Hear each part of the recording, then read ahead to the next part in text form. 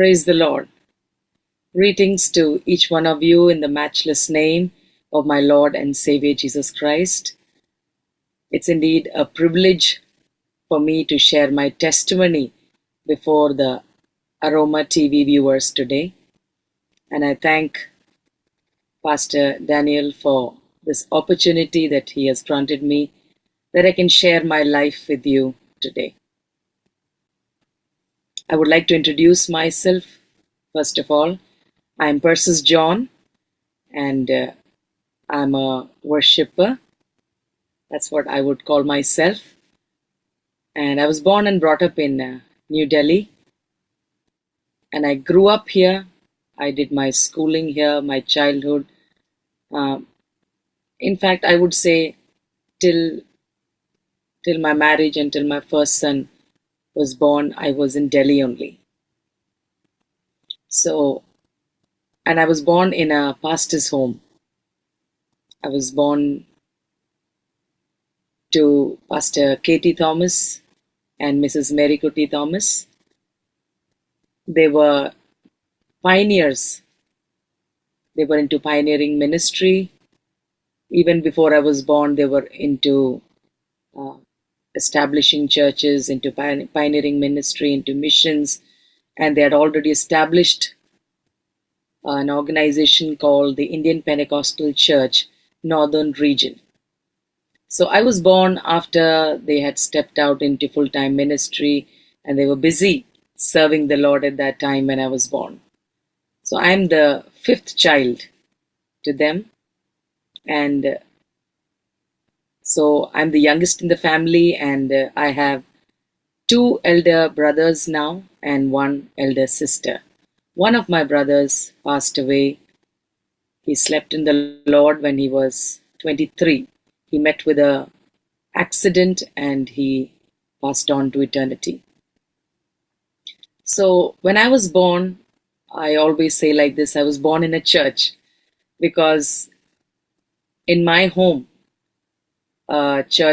we were having church, and there were about probably 150 to 200 membership of that church. Yeah, there were so many members. So I was born in a busy home. And not only a church was there, there was also Bible school that was running in our home. So we had 3 floors, and the ground floor was where we all stayed, like my parents stayed, I stayed, the kitchen, the drawing room, the dining, and the church, everything all together. And then on the first floor, we had the Bible school in about maybe 15 to 20 young students.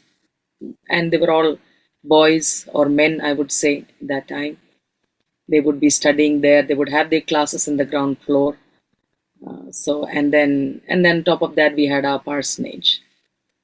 The pastor who was taking care of the church, whenever the pastors changed or whoever stayed, mostly they were staying on the top floor. So it was a home flooded with people, and not only our family was staying in our home in the sense on the ground floor, but people who would visit our homes, people who would visit the city also.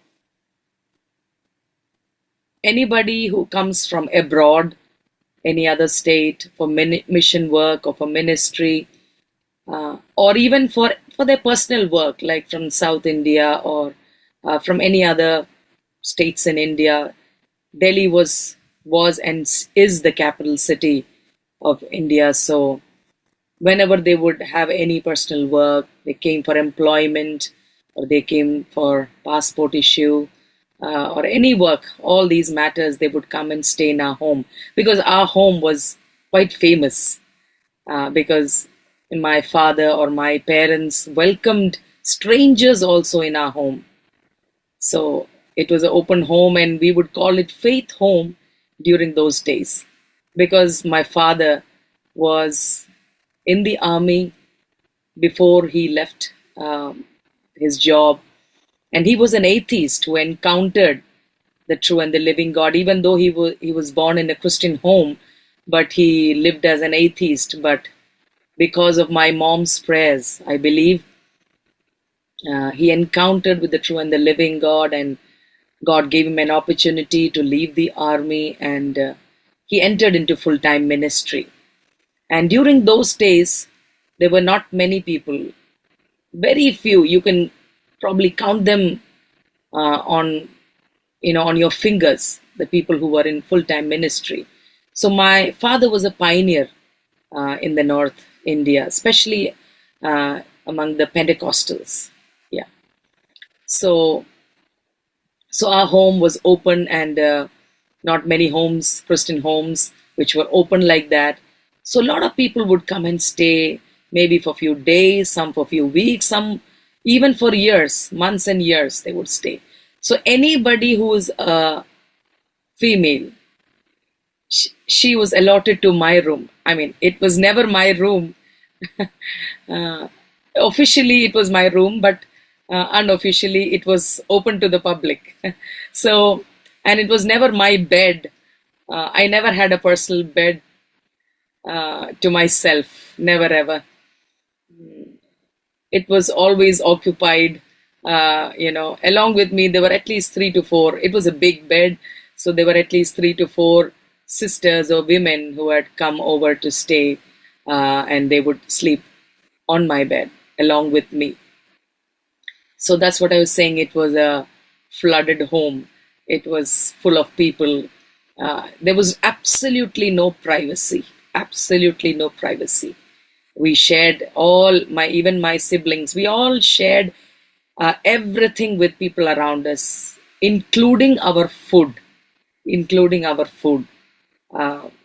Sometimes when the guests would come, they were given priority by our parents, especially servants of God. They would never leave our home without food. Sometimes we have to give away our share. Especially, I loved egg. I loved egg. I still love it. So our specialty was egg curry. I mean, like not much of chicken and all that during those days because it was expensive, and my parents had left. I mean, my father had left the job and entered ministry, and there was no support he had. It was unlike now when people of God, our servants of God who enter into full time ministry, they are salaried people, they are paid by the organizations. But my father was, on his own. There was no one to support him. So that is why our home was called Faith Home. We lived by faith. God provided for us supernaturally. I remember instances when angels came and provided food for my family. Yeah, because my father would, go out. I mean, he was so passionate after encountering the Lord that, he would take his cycle. He had a cycle, I believe. I was not even born during that time. I have heard these stories because there was a biography written of my dad, and I would hear whenever my mother would share these stories, or my father while preaching, he would share these encounters and these supernatural ways, God's ways, how God provided for them. So he would just go on this cycle. He would not bother much about who is eating what, if there is food in the home or anything of that sort. Not that he didn't care, but he was so passionate. He was so passionate about, preaching the gospel, about saving souls, about God's kingdom. So I don't know if it was right or wrong in the sense not thinking about his family, but probably he was a self-made man. There was no one to disciple him. There was no conferences, seminars taking place telling him how important family is or anything of that sort, which happens today. Thankfully, we are taught these things today, but I don't think anybody taught him that and he ever knew much about it. He was just passionate about what he knew. That's it. So, and my mother would be, hungry with her children. Sometimes they had no food. But I have heard of stories when, there was a knock on the door, and when my mother went and opened the door, and there was nothing to eat in the home. When she opened the door, a person was standing there with about, probably like 1 week of, we would call, ration or ration here in Hindi and in our language, So it was basically provision for a week or probably 10 days. And she was so overjoyed, I believe, this is what I've heard, if my memory is correct, that she went and just turned her back to put down the bag of rice and the vegetables and the pulses and everything that this person brought. And by the time she put it back and she came back to the door to just thank the food or probably to welcome the person or whatever, she saw that person had disappeared. And she searched, and there was no person like that in that street. And then she realized that it was not a human being, but it was God sending his angels to provide for his children who stepped out in faith to serve him. Hallelujah. So these are the stories that I've heard. I can tell you so many more incidents like that. I've never personally experienced that, because by the time I was born, they were much settled in life. In fact, when I was born, they were supporting missionaries, because my father had started an organization, like I said earlier, and he was supporting ministers, he was supporting pastors, he was supporting churches, he was founding churches, establishing churches. He was into that. So God had brought him up, lifted him up to that position and to that, place. So I didn't have to suffer much, but my siblings did. They had to go without food and without proper clothes and a lot of things. I haven't suffered much, except that when maybe I wanted an extra copy, a rough copy where I wanted to draw, and I would ask my parents, because we were only the necessary copies or the books. I mean, copies, we call it copies in India, where we, take down notes and all that, what we learned, classwork, homework, copies, they were copies. But I love to draw, but I never had a rough copy in which I could draw, because we were not allowed to draw in our classwork or homework copies. So our notebooks. So I remember going going to my mother and asking her, I want to buy a rough copy where I want to draw. She said, daughter, we don't have the extra money for that. You have to pray. So that is how our parents, I remember stories of where my sister's shoes were torn. It was totally torn, and she was made to stand outside the classroom, because according to the rules, you cannot come in such shoes. So she was punished. She was supposed to stand outside the class till she came back with good shoes, proper shoes in school. So she was so embarrassed, and then she came back after a few days, because she knew the state of our home. So she didn't even want to tell my mother or my parents about it, because she knew that if she tells them, they will feel hurt, and there was no way they can buy it for her to. But after many days, she felt she was so hurt and broken that she went and told my mother about it.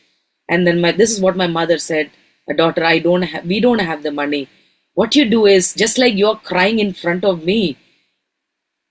I mean, when I hear those stories now, I think about how God is so good, he's so faithful, how he listens to the cry of even little children. So my mother told my elder sister, just like you're crying in front of me, you go and cry to your heavenly Father. Show these shoes. It was opened from the front. And she went into the room. I mean, like, she opened that mouth of the shoe, like, the front portion. And she said, Lord, I am embarrassed every day. I'm punished every day because I am wearing these shoes. And my parents don't have the money to buy. You provide for me. Because this is what my mother told me to come and tell you. So I'm telling you, you provide for me. I cannot stand outside my classroom every day and feel embarrassed every day, being scolded by my teacher every day. She did that, and nowadays we don't hear stories like that. That's why probably the Holy Spirit is inspiring me to share these stories, how men of God have lived by faith. They totally trusted on God, and they never, asked men. They never asked people. They never shared their needs with people. So, and in just few days, there was a money order. we call it money order in India, in the sense somebody sent money to our home address, and there was a message saying this: the Lord put in my heart to send this money to you because you have some need. And whatever that need is, please fulfill that through this money. So I have heard stories like this from my family, how God provided for them. And He's the same God, He's the same God. We don't have to extend our hands before men, but when we do that in front of God, God will provide supernaturally. We will experience the ministry of angels in our lives if we trust in God. So that's how my family, grew in faith. So whenever I would ask I didn't have to go through such a need. I just had some extra needs. Maybe I felt like eating butter. I still remember I felt like, I loved butter. But my siblings, they never had bread or butter. They didn't have the opportunity to have jam and bread and butter. But by the time I grew up, there was something called butter and jam and bread and all. So I loved it. Sometimes it was brought into, it was bought and then I would eat it. And when it would finish, I would ask, I want butter, I want jam. I still remember my siblings come and used to scold me. We never ate bread, butter, jam in our childhood. What demands you have? They would tell, they would scold me. Don't, make such demands. Because I was so small. I did not know what faith is, what faith life is. I just knew that I had some needs and I had to go and ask my parents. But even though my parents could provide during that time those things, but still my mother taught me to go and ask the Heavenly Father whatever needs I had. Somehow that was, embedded in my heart, that how we need to trust the Lord and not trust our money, our riches. So even though today God has blessed me financially, but still what I learned from my mother, I not experimented, that's exactly how I behaved with my children. We are blessed with 3 sons. They're all grown-ups now. But whenever they would come and ask us for anything, I'm not talking about bread and butter and food, but any need they had. Like, for example, the oldest one, he was a good drummer. So one day he came and said, Mommy, buy drums. I want to play drums. Buy drums for me. So we had the money. But somehow this is what I learned from my mother. So I said, okay, you want something? You go and ask the Lord. You pray to Jesus. Jesus will provide for you at the right time. So we could do that, but somehow what I learned, I wanted to pass it on to my the next generation. That to ask your Father. Of course, you have asked me. I know I will do that, but you also ask your Heavenly Father. So he prayed for over 2 years. 2 years, because I felt he was not his right age also. So here I want to pass a message. Nowadays we have money. People have enough money. So somehow we don't teach our children these stuff, to trust the Lord, to ask the Lord, to depend on God, to seek Him. Of course, daily things we need to provide for our children, but I'm not talking about that. But I'm talking about all the needs and wants and cravings and desires and the dreams and even material stuff. Nowadays, so much, the spirit of materialism is even catching the church.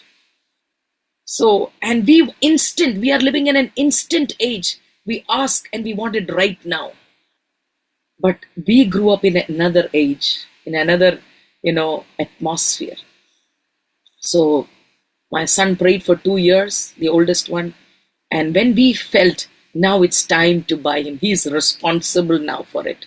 He will take care of it. And now, so that he doesn't, now start doubting God, that, I've been praying for 2 years and I haven't got what God, I've asked the Lord. We bought it for him. So till today we have that drums. He was probably just not even like probably 10 years, or I don't exactly remember his age. So it's nearly 20 years, or maybe a little less than that The drums, we still have it now. And he kept it so safe and used to keep it, well, because he prayed for it for 2 years. He became responsible. He was thankful to God for it. So I believe this is how we should raise our children. I can say stories like that again, how the second one wanted a cycle, uh, and how, we did the same thing to him. So that's what I'm trying to say. So we grew up in that atmosphere. I grew up in that atmosphere. So I learned to trust the Lord. And the Lord has always been faithful to provide. He's a good God. He's a faithful God. He's a good Father. He knows when it's time to bless us with what we need, not what we crave, but what we need. Anyways, I grew up in that atmosphere, so at a very young age, because I've been hearing the church was in our home, I heard the word of God daily. We had prayers, fasting prayers, Sunday church, other meetings.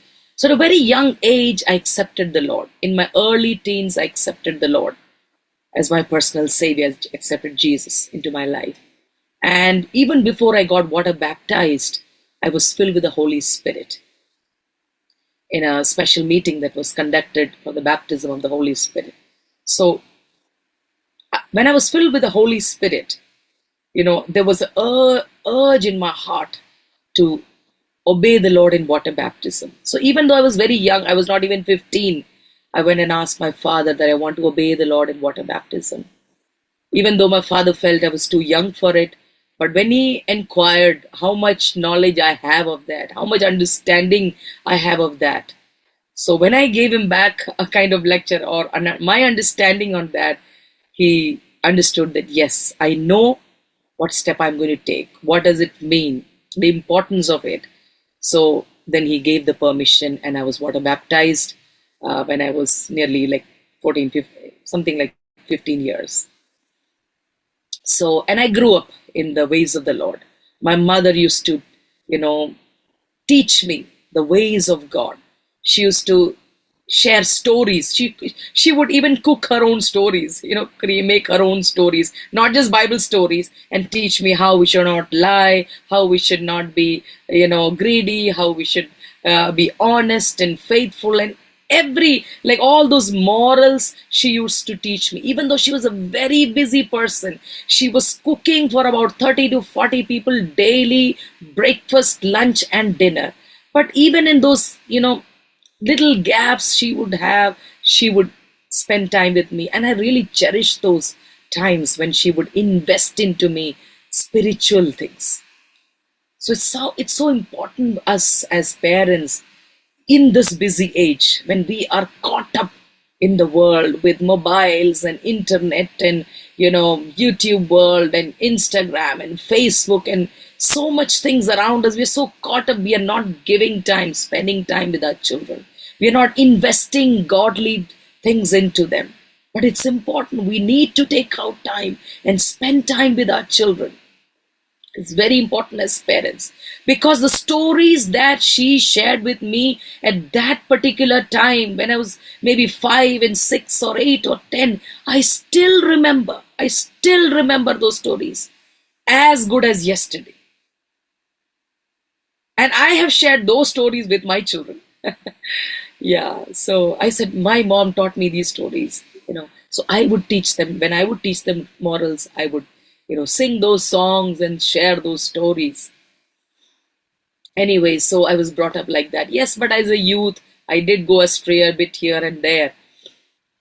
But I thank God that the Lord always brought me back to Him, because there was a call of God on my life. Even from my young age, very young age, like I said, a lot of people ministers from throughout the world, would come and visit our home, stay in our home. And there were prophets coming from all over the world. And they would come and minister for a few days. They would stay in our home. But they would never miss laying their hands on me, even without knowing who I was. Because there were so many children sitting on the first row of the church. But they would never miss me. They would definitely lay their hands over me and prophesy how the Lord is going to use me. in ways that it was unbelievable at that point of time. I wish I could share all those prophecies, but I just want to share one incident. At that particular time in India, we had only one TV channel, which was called Doordarshan, and that was, the government's channel, run by the government. And one of the prophets came and prophesied over me that I will be ministering in the television. And it was unbelievable in India because there was no Christian channel, and even in that particular channel, it was not easy for us to go and minister on TV. So, but in short, I would like to say is the Lord spoke the word and it came to pass after 30 years in my life. The Lord was faithful to fulfill that promise. I forgot. I didn't realize the importance of praying over a promise because I was too small. But my mother prayed for it. Like Mary, she treasured that in her heart. Just like what was spoken about Jesus, Mary treasured it in her heart. My mother treasured all those prophecies in her heart, and I believe she prayed for it. But she reminded me also about those things. And it came to pass in my life. And today, I've had the privilege of ministering on, Christian TV channels in India. And it is even broadcasted in many other countries.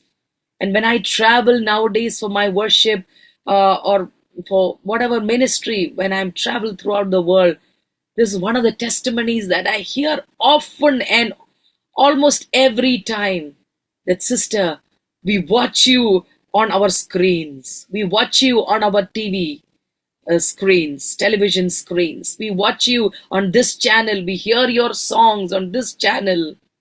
We hear your testimonies, your preaching, your messages we hear. So how God is faithful. Truly, truly, God is faithful.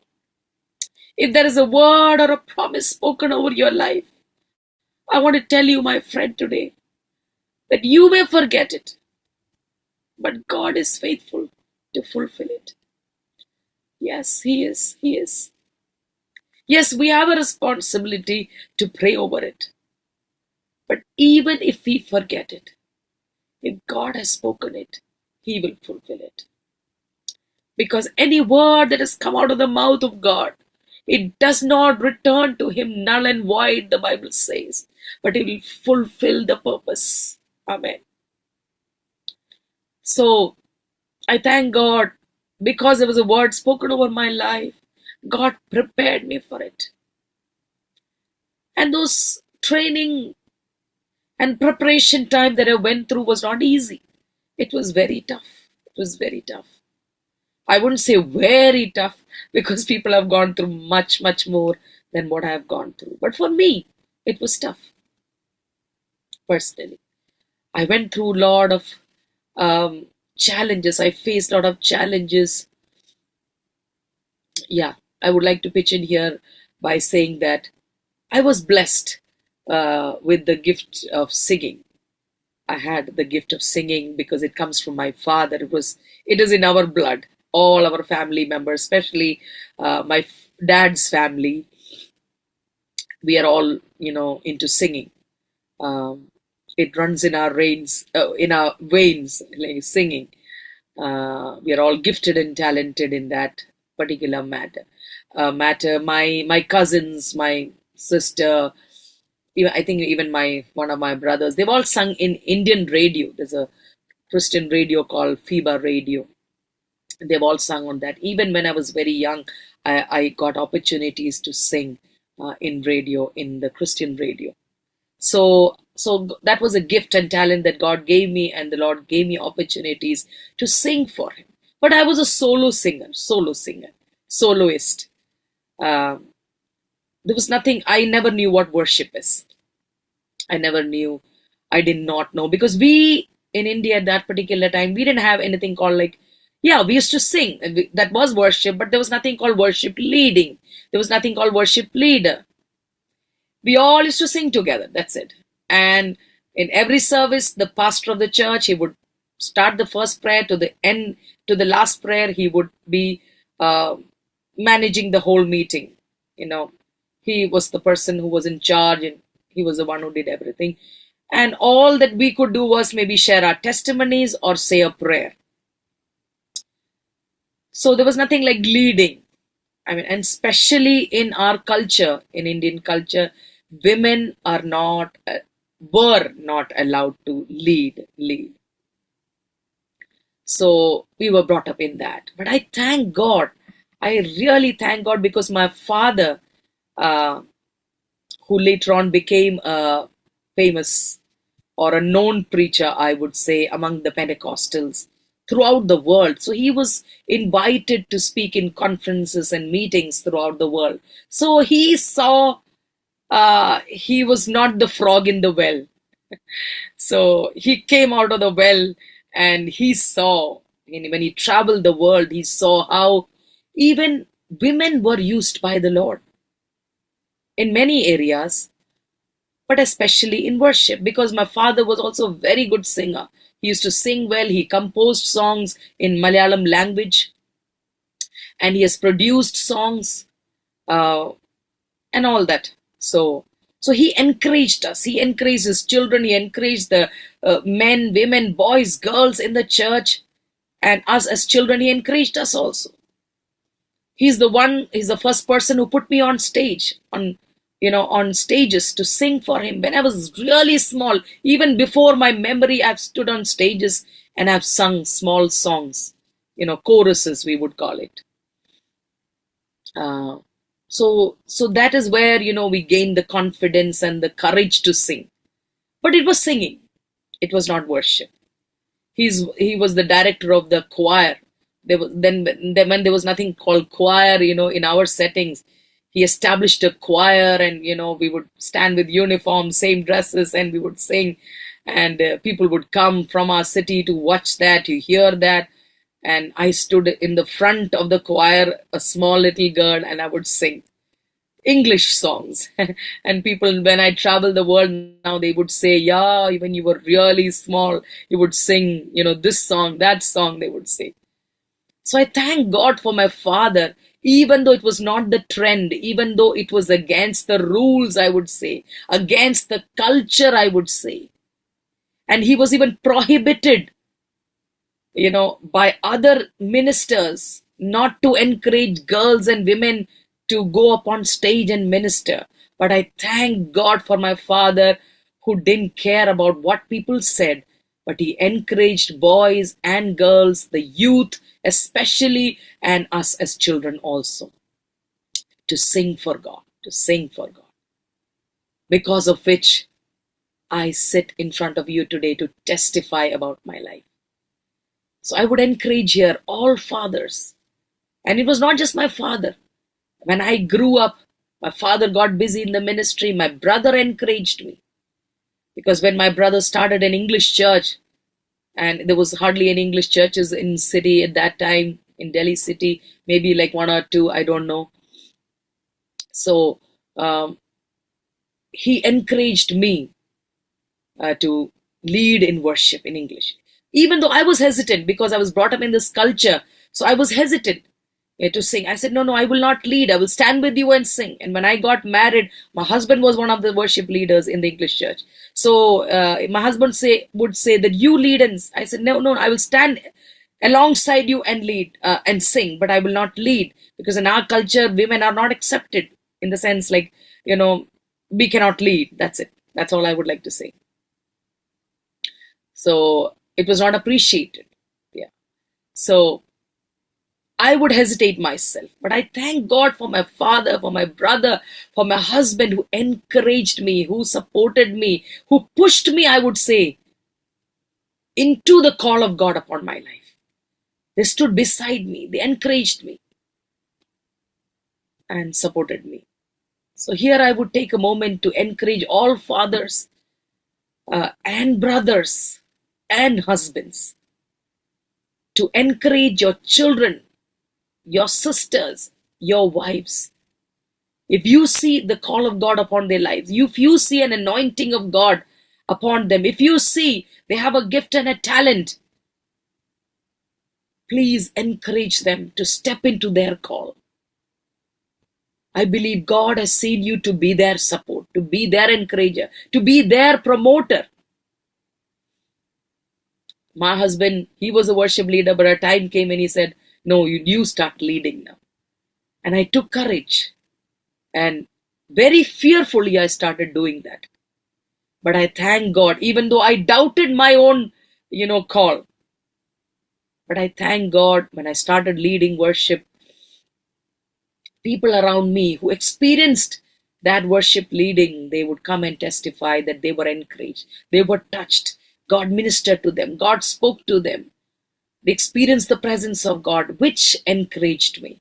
So I knew, okay, God has called me for it, and that I should do it more. I should not be fearful, and that it doesn't matter what people may say or think, but that I need to grow in it and make use of every opportunity that comes to me. So I kept growing, but it was all in our church, in our setting, inside the churches. But a time came when this call of God, or the anointing that God had laid upon my life, was recognized by city leaders, city church pastors, and they gave me several opportunities. They also kind of pushed me into it, I would say.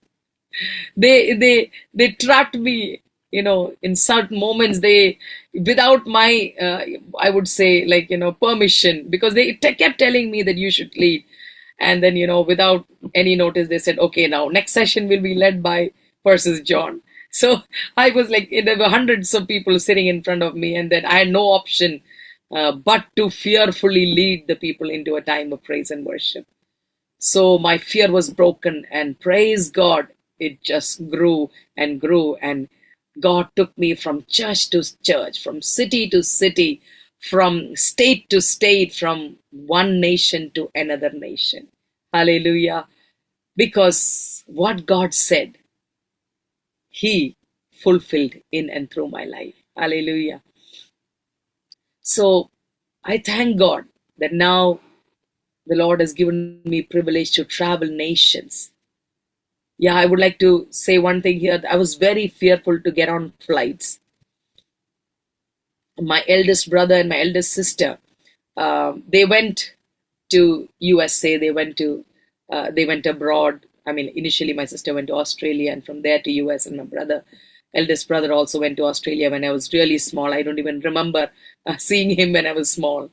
Only when he came back from America, I saw him I remember seeing him for the first time.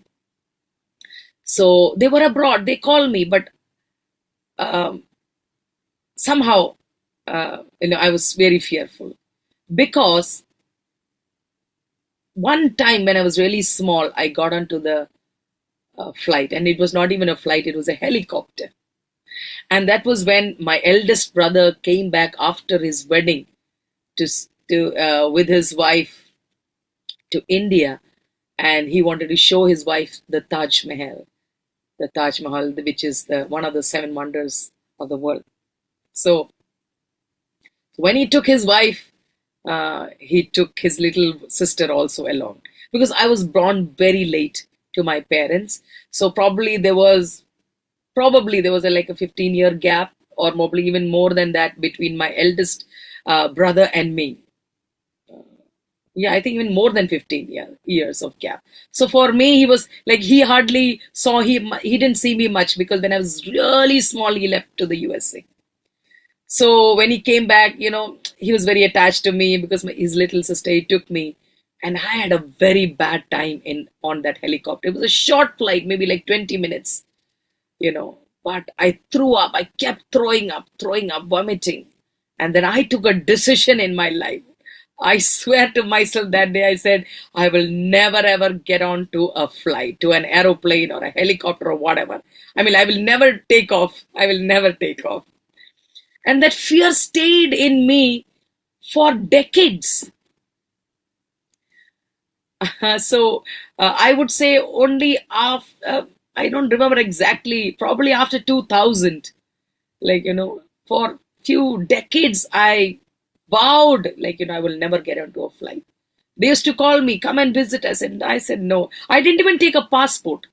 I didn't even apply for a passport, because we need passport only to go abroad. to other countries. And mostly all the countries where we have to go to, we have to go by flights. So the enemy limited me because there were prophecies over my life how the Lord will take me internationally and use me. So this was like a hindrance. So I just want to say one thing here.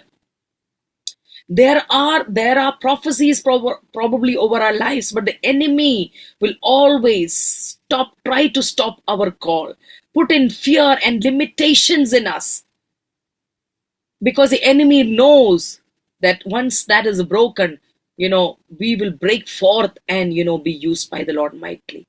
So enemy will try to hinder, put blockages, hindrances, limitations, fears in our hearts. But we need to break through. We need to break through. So I thank God. My first international trip, the Lord used a woman of God, and the Lord told her that I will take you abroad. I want to take you. The Lord spoke to her. I said, no, but I'm not going to go on a flight. She said, no, you have to overcome your fear. Praise God. I thank God the Lord enabled me to overcome my fear. And now, mostly, unless I take a gap and rest, I'm like on the flight twice a week. The enemy knew that the Lord had to travel nations, so he put that fear. But I praise God. The Lord helped me to overcome that and be used by the Lord to travel nations and cities and villages and towns. Praise God. So I praise God for the breakthroughs that God gave in my life. Many breakthroughs. I was fearful of so many things. One by one, He, delivered me out of my fears and made me a useful vessel for Him. And like I said, being a woman, being a girl, it was very challenging for me to step out into especially worship ministry. Why? Because we never had any women worshippers at that time when the Lord brought me into this ministry. Yeah, there were singers, there were soloists, like I said, even I was too, but there was nothing called, because my father, when he went to Australia, he saw Darlene Sheck leading in Hillsong. So he brought back the video cassette player recorders, VCR. At that particular time, there were no CDs and all that. So he brought that and he showed it to us and to me, my sister, all the youth in the church. And we kind of learned, okay, this is called worship leading and all that. First time you're seeing what is worship leading and all that. And then, of course, I had the privilege. God brought many people of worship from across the world into our city, and I could attend many worship seminars and conferences, and I learned more. And that led me to go deeper and learn more about worship in my own personal meditation from the Word of God. So the Lord taught me about worship, and somewhere I moved from singing to worship. Because there's a lot of difference between singing and worship. Well, right now it's not the time for me to explain the difference, but I guess you all know about it. So, like I said, the Lord moved me from that. But not just because of conferences and seminars and because of my understanding of God's word, but I had a couple of encounters with God. Even though at a very young age, I came to know the Lord, accepted the Lord, water baptized, filled with the Holy Spirit, tongue-talking believer I was from a very young age. But in the year 1999, I had a powerful encounter with the Holy Spirit in a special meeting that was conducted by a man of God who came down from Kerala. It was a very special meeting. The Lord told him to conduct that meeting, and I believe very strongly that meeting was orchestrated by God for me, that I may step into the call of God upon my life. I believe God orchestrates such events in our life, my friends. When He calls us, He will, He will make ways for us He chases us. He chases us like a lover. And God brought about that meeting, and it's a long story, just making it short. Powerful encounter which transformed my life. A U-turn came in my life. I became crazy, I would say, passionate crazily passionate about the Lord and His presence. I would sit for hours after that encounter, hours and hours in God's presence. Even though that time, I had just a very young child. The eldest son was born in 1997, and then 1999 I had this encounter. He was only 2 years old, and in the year 2000 I conceived, and I mean in 1999 itself I conceived, and 2000 my second son was born, and 2001 my third son was born. But it didn't matter. My pregnancies, my deliveries, none of these matters. I was in a spiritual high of my. I've never experienced that high, uh, that I had in my entire lifetime. God was preparing me. God was filling me. God was anointing me. God was investing in me. During those few years, God was preparing me for all that lies ahead of me. Just like Elijah. I'm reminded of Elijah where, God fed him, sent his angels and fed him. He had food. And then it says he ran for 40 days. Similarly, I had for few years, God kept me at home. Like I said, 3 children, one after the other. But at that particular time, I used to spend hours in prayer with the word of God. I would pick up my guitar. It was not my guitar, it was my husband's guitar. So I would pick it up. I did not know how to play then, even now, but I would just pick it up. And whatever chords, 1 or 2 chords I knew, I would just play and start singing and worshiping the Lord. I would spend hours worshiping, reading God's word, hearing God's voice, and praying and interceding. And during those days, such a burden for souls God started to pour into my heart.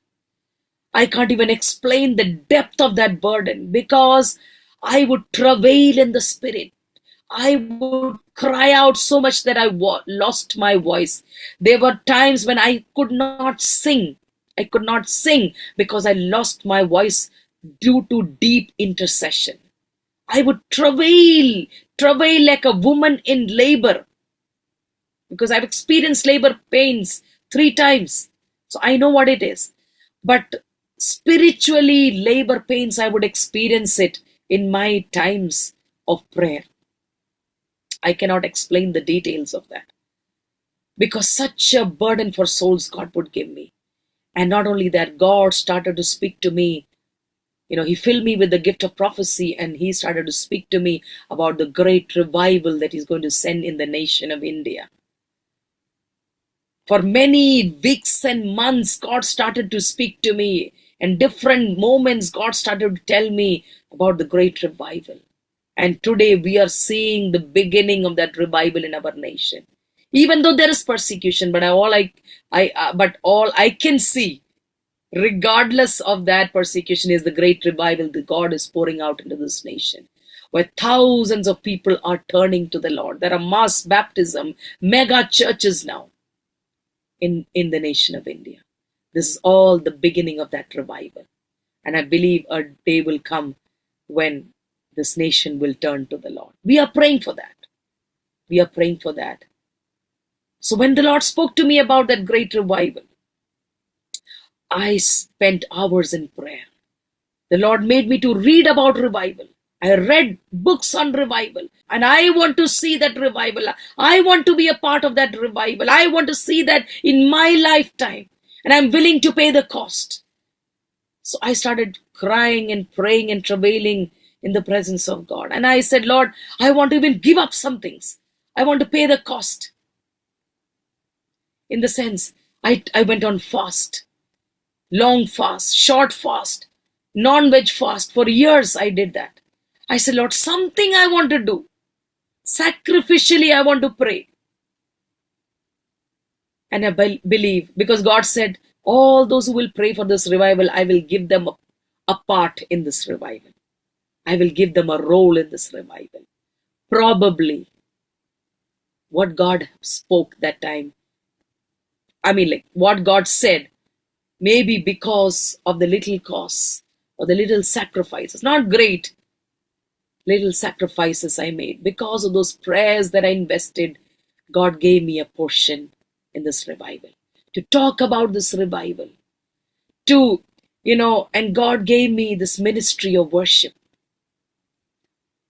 God made me a worship minister where I could travel cities and nations and, villages and even countries to lead the people in worship. And I've seen moments when it was God, it was not me, it was not because of any special anointing on my life or anything of that sort. I believe God said it, so He did it. I've seen, you know, when God has come down in certain meetings, when the Holy Spirit just took over those meetings during the time of worship, and the people experienced the presence of God in powerful ways. People encountered God in powerful ways. I don't believe it has anything to do with me. It was just God's faithfulness. So I want to tell you, if you are praying, if you are paying a cost, you will be rewarded. You will be honored by God in this lifetime. Definitely in eternity. But I believe if you have given up things for God, Jesus told Peter, you will be rewarded 100 times on earth, but even in heaven.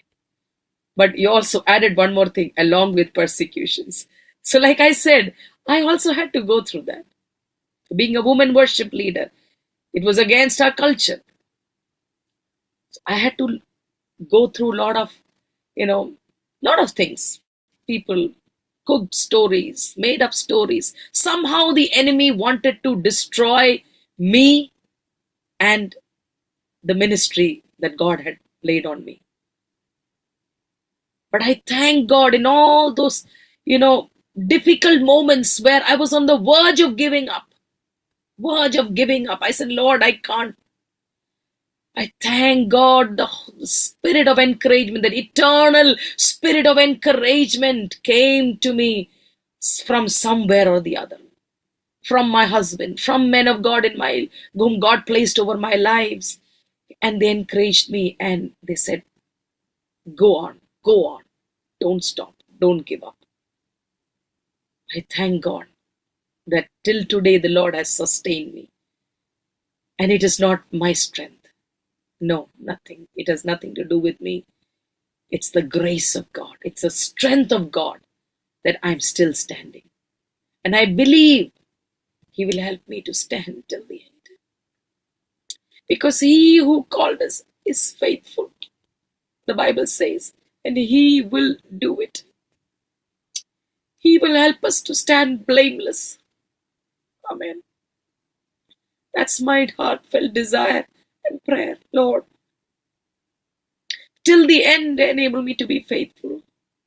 Help me to exalt You and not myself. Because in this age we see, in the area of worship, where people are exalted, people are put on a pedestal,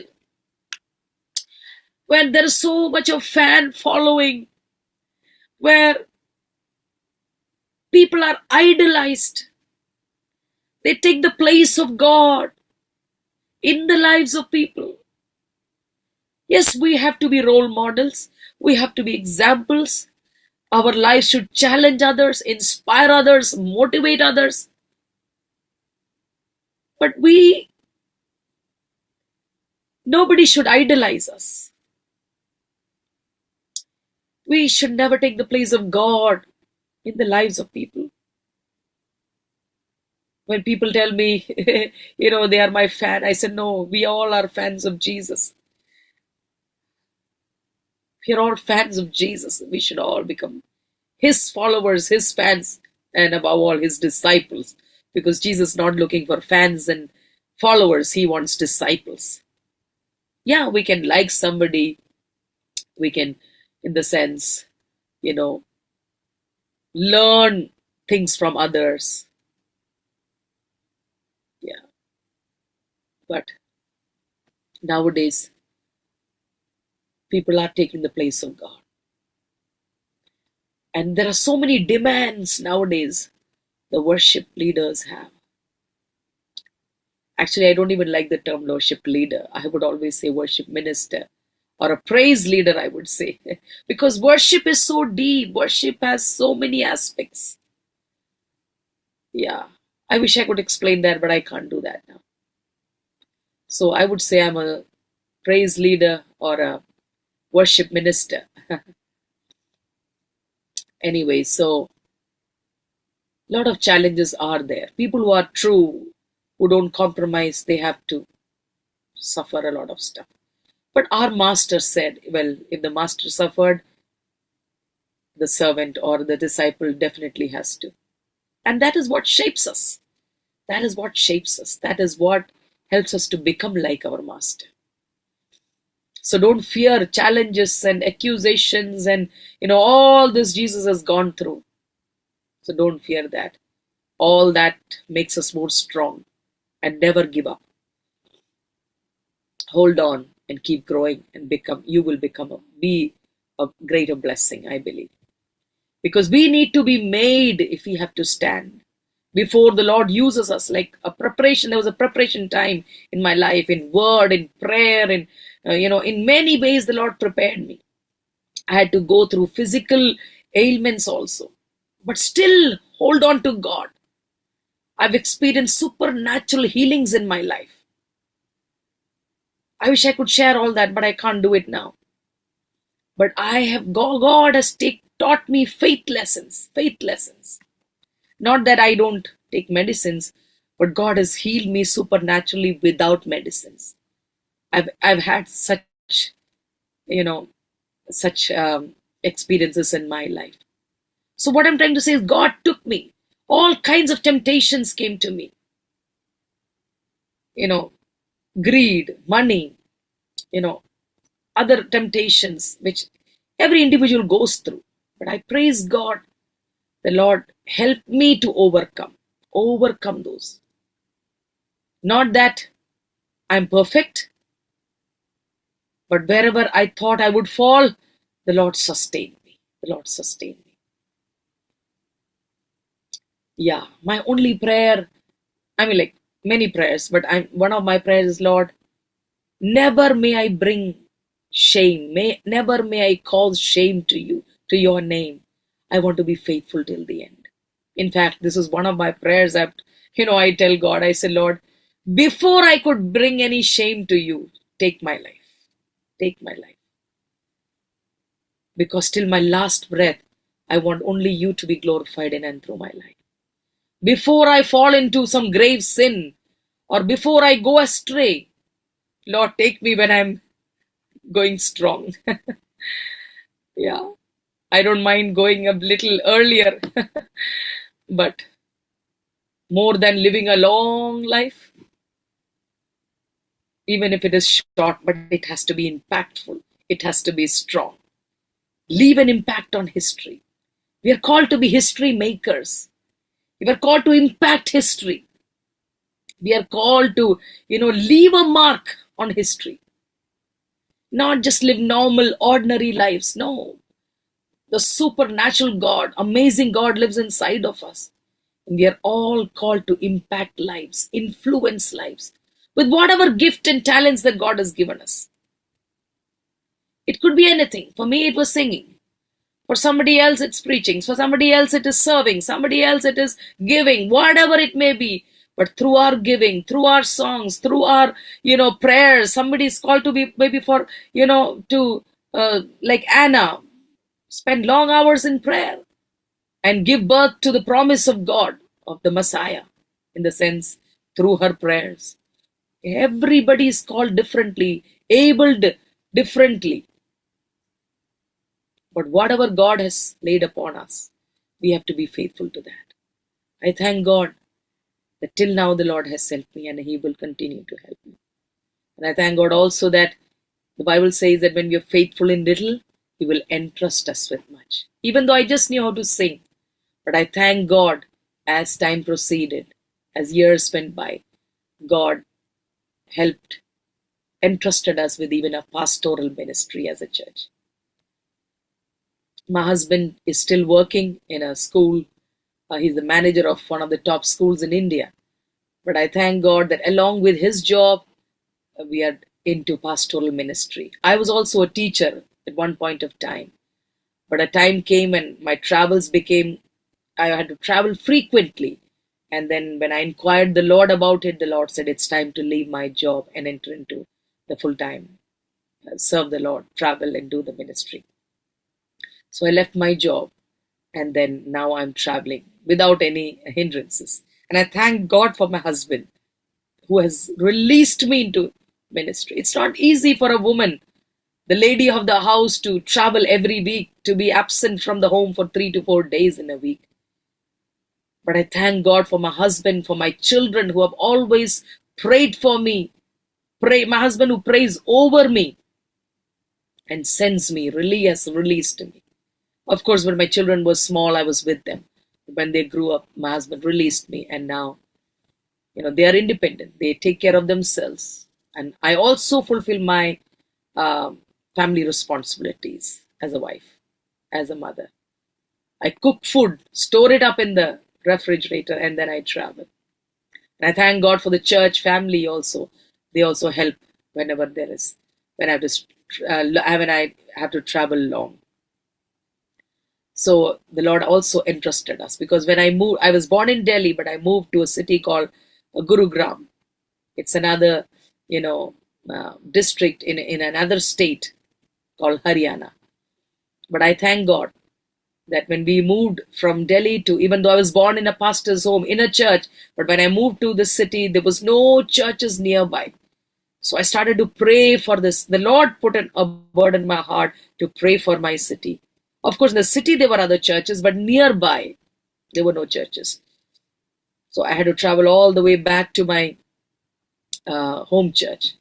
So we used to pray for this place, did prayer walks, prayer drives, and slowly the Lord laid upon my heart to go and evangelize my neighbors. And one by one, the souls got saved. They got baptized in our home church. But then a time came, the circumstances were such, the Lord said, we had to take care of this church. The Lord said to begin a church in our home. And it was started in our home, in the basement of our home. And today it has grown up. It has grown to around 300 members. And they're all first generation believers. Not people coming from other churches. No sheep stealing. We're very particular about that. But praise God, they all came here, heard the gospel here. They got saved here, got water baptized, filled with the Holy Spirit. And now few of them are serving the Lord in whatever capacities that the Lord has given them. They're helping us in the ministry, because we have small branch churches too. So praise God. When you're faithful in little, the Lord will entrust you with much. There was a time when I prayed, when I studied Proverbs 31, I said, Lord, if this is an imaginary character, fine, let's leave it. But if this is ever possible, if a woman can achieve all what is written in Proverbs 31, then before I die, I want to become one. Somewhere close to that. I praise God. Today, when people ask me, how do you manage? Because especially when I was working, so they would say, how do you manage? You work, you have a church, you travel, and you have a family. How do you manage all this? I said, even I don't know. It's the Lord's grace. It's because somewhere my prayer, my desire of coming close to that Proverbs 31 woman, the Lord answered. Not that I am great or excellent, but I want to become one. We are all called to become women and men of excellence, because our God is an excellent God. Amen. So we can, with the grace of God, with the strength of God. So sisters out there, I want to encourage you. Don't limit yourself to just your home. Yes, that is our first priority. That is our first ministry in the home. We take care of our husbands. We take care of our families. But that's not the sole responsibility God has for us. We are called to be evangelists. We are called to be women ministers in whatever capacity. Older women are called to train younger women. We can evangelize our neighbors. We are called to be prayer warriors. The extra time, the spare time we have, we should pray, intercede, stand in the gap for nations. We can give. I learned giving from my mother, giving to missions from my mother. She never earned the money, one penny, but whatever offerings, money she would get from her children and from her relatives, she saved that and gave it out to missions. I learned that from her. So Jesus' ministry was supported by the women. So we can do so many things. So sisters, I encourage you. Those who are gifted to sing, sing, step out, sing. Those who can preach, preach. Those who can pray, pray. Don't limit yourself to your home responsibilities. If you are a working woman, you can evangelize. There was a time when I was working. Every person whom I would meet, somehow I would sow the seed. In my school, in my college, working place, I sowed the seed of the gospel, my friends and my colleagues. So we can do the Lord's work wherever we are. Amen. Be faithful to the little, and God will entrust you with much. Amen. There's a lot more I can share, but I would like to shorten my testimony here, and I would like to pray for you. So I want to conclude here by saying, there may be challenges, but hold on. Whatever gift and talent God has given you, be faithful to that.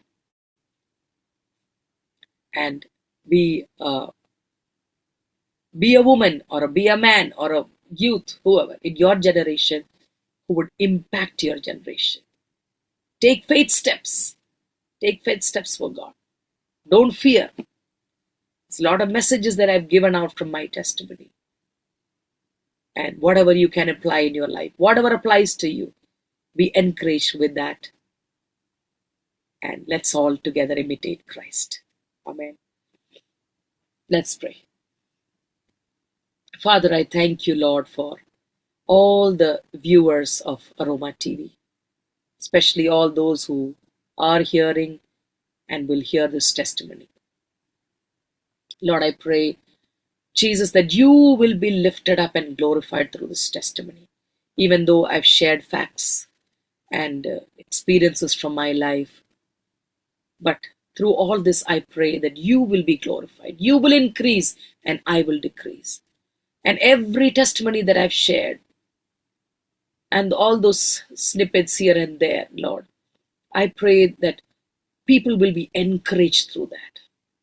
They will be challenged. They will be inspired. They will be motivated to do more for you, to stand for you, to serve you, to give more of themselves to you, O God.